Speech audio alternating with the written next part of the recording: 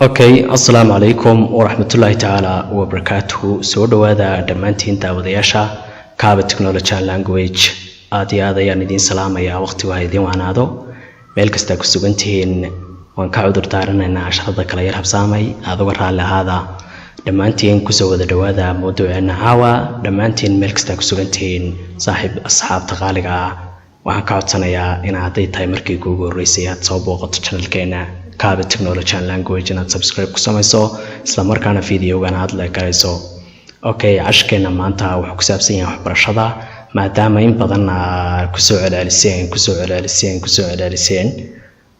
ama soo dalbateen mawduuc ku saabsan waxbarashada. Waxaan rabaa mawduucan gaaban inaan maanta aan idin soo gudbiyo dhammaantiin markaa ku soo dhawaada idin ahaantiinba.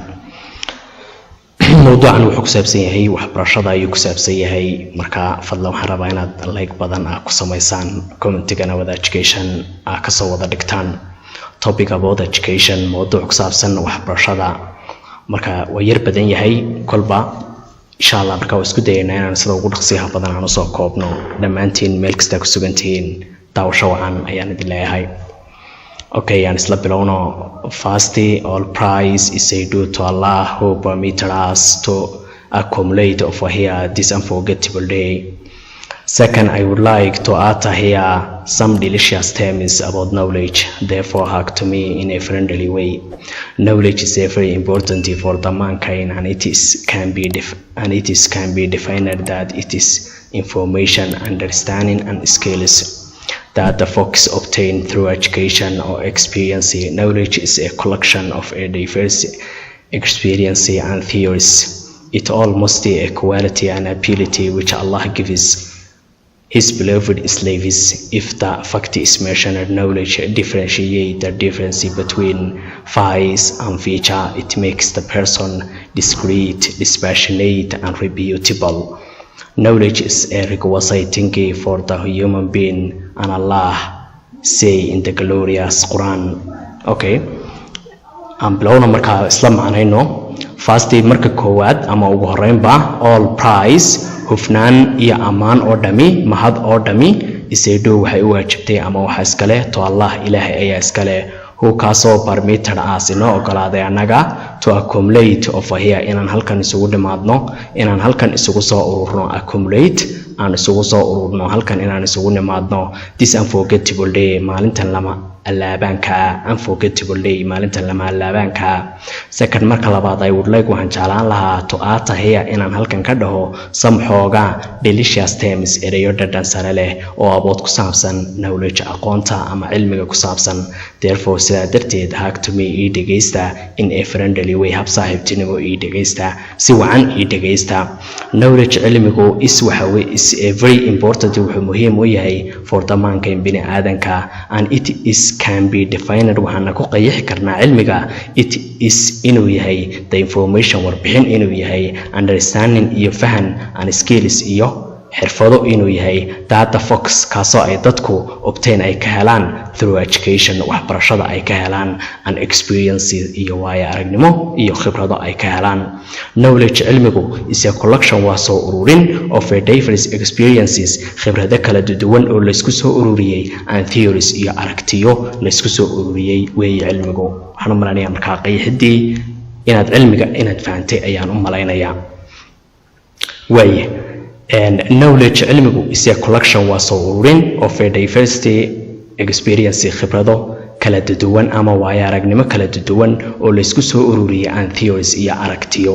It is almost inta badan a quality waa tayo and ability awood which awoodaas ama tayadaasoo Allah Ilaahay gives uu siiyo beloved slaves adoomadiisa uu jecel yahay uu siiyo.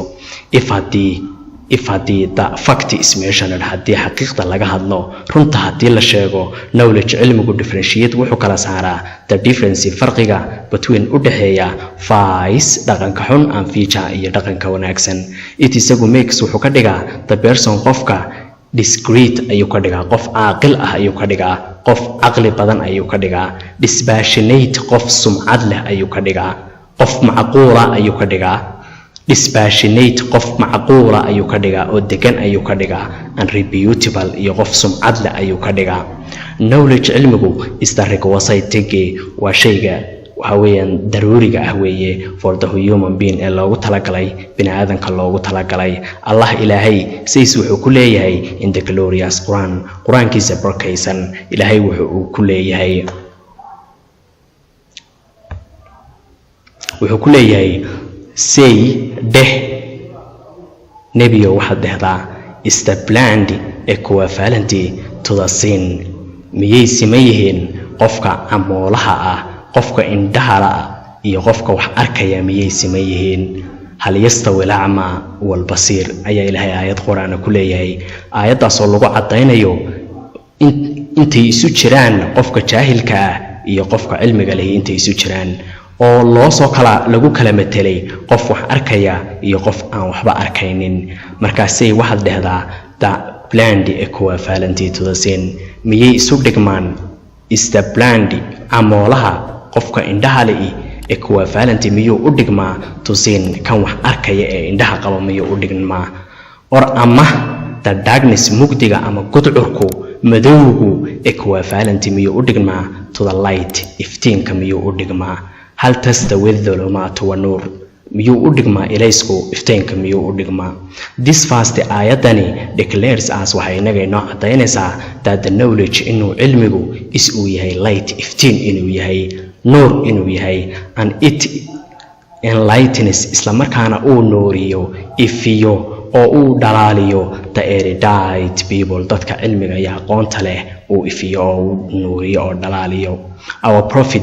says nabigeena wuxuu leeyahay naxariis iyo nabadgelyo korkiisa ha ahaatee peace and blessing of Allah be upon him naxariis iyo nabadgelyo korkiisa ha ahaatee wuxuu leeyahay searching for knowledge raadinta cilmigu is obligatory waa ku waajib for each male qof kasta oo labood ah waa ku waajib and female muslim qof kasta oo male ah oo muslim ah waxa ku waajiba raadinta cilmigu waa ku waajib qof kasta oo female oo dhadig ah raadinta cilmigu waa ku waajib طالما العلم فريضة على كل شيء مسلم ومسلمة آياتاس ayaa Ilaahay uu ku cadeynaya uu leeyahay qof walba inuu cilmiga raadiyo oo uu doono waxa weeyaan waa ku waajib if hadii the person qofku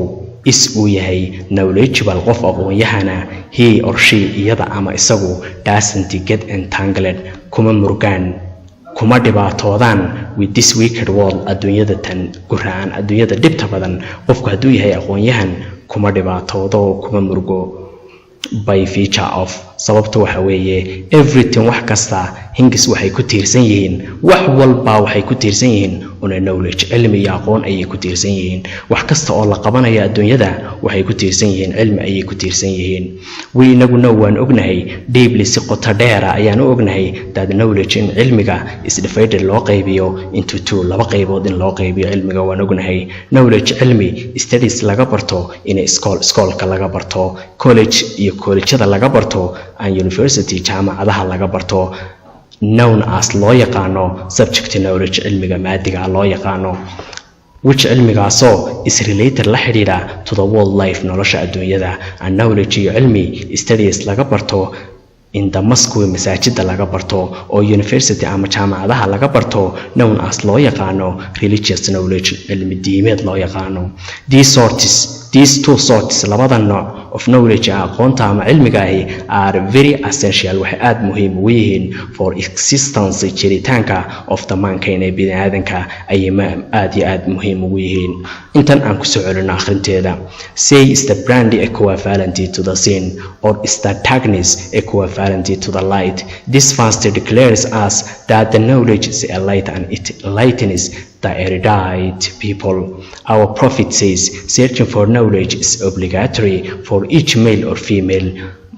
Muslim if the person is knowledgeable he or she doesn't get entangled with this wicked world by virtue of everything hinges on knowledge we know deeply that knowledge is divided into two knowledge is studies in a school college university known as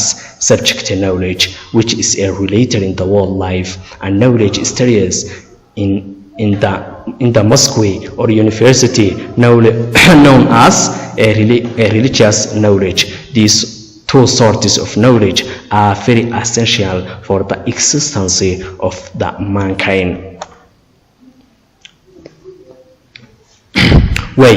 although inkasto the one midka related la xidhiidha to the religion diinta is a more significant oo aad uga muhiimsan yahay more significant than oo aad uga muhiimsan yahay the one midka related la xidhiidha to the world life nolosha adduunyada because maxaa yeelay the knowledge cilmiga related la xidhiidha to the world life nolosha adduunyadu remains wuxuu ku harayaa in the world adduunyada ayuu ku harayaa when markii iyo adigu pass away aad dhimato ama aad markaa geeriyoto when you died markaad geeriyoto cilmiga maadiga ahi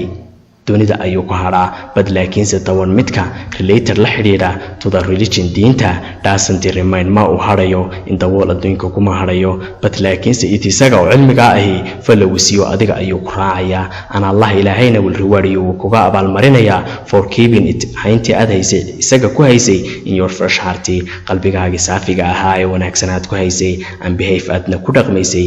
isaga sidii Allah ilaahay commanded you adiga kuugu amray if hadii you adigu waxa tahay insignificant midaan wanaagsanayn ayaa tahay midaan fiicnayn ayaa tahay midaan haboonayn ayaa tahay if hadii adigu lack of knowledge aad tahay qof bila aqoona waxa tahay midaan haboonayn ayaa tahay midaan wanaagsanayn ayaa tahay furthermore inta waxa sii dheer adiga called waxa lagu dhahaa waxa lagu yeeraa magacaagu waxa weeye ignorant jaahil weeye magacaagu dogged waxa weeye madax adag weeye qof madax adag weeye for and good for nothing wax ma tare oo cidna wax ma tari kara ayaa magacaagu weeye for good nothing wax ma tare and degrading one isla markaana dulli weeye magacaagu oo kaasoo haasno faaliyo aan wax qiimo lahayn weeye by the way ala kulli xaal bi waxad noqotaa thinker qof u fikira of a great way of u fikira originally oo asala caadi adigoo habiya wax laga rabaa inaad u fikirto si weyn inaad u fikirto oo maxaad ka fikiraysaa inaan si erudition cilmi baaxad weyn ayaad ka fikirtaa as si to succeed aad ugu guulaysato in the world adduunyada si aad ugu guulaysato and here after iyo waliba aakhiraba akhrinta ayaan hal mar dib ugu celinaynaa dhageysa haboon marka waan wada akhrineynaa imika topic about education mawduuc ku saabsan waxbarashada ku saabsan first of all is say do to the first all praise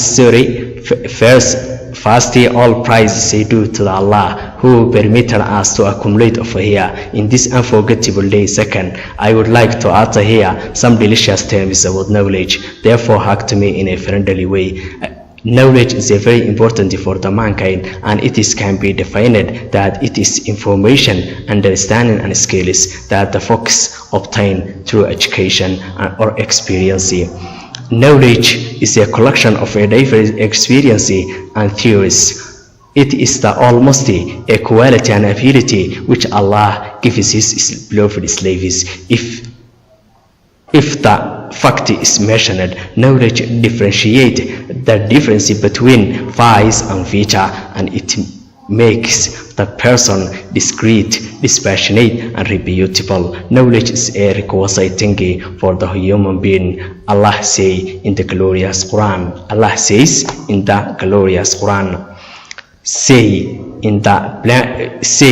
the blind equivalent to sin, or is the darkness equivalent to the light? This verse declares us that the knowledge is light, and it enlightens the erudite people, knowledgeable people. Our Prophet says, searching for knowledge is obligatory for each male or female Muslim. If the person is knowledgeable, he or she doesn't get entangled with this wicked world by feature of everything hangs on a knowledge. We know deeply that knowledge is divided into two: knowledge studied in a school, college, university, known as subject knowledge, which is related to the world life, and knowledge studies in a mosque or a university, known as religious knowledge. These two sorts of knowledge are very essential for the existence of the mankind. Although the one related to the religious is more significant than the one related to the world life, because the knowledge related to the world life remains in the world when you pass away, but the one related religious doesn't remain in the world, but if you follow it, your Allah will reward you for your keeping it in your fresh heart and behave it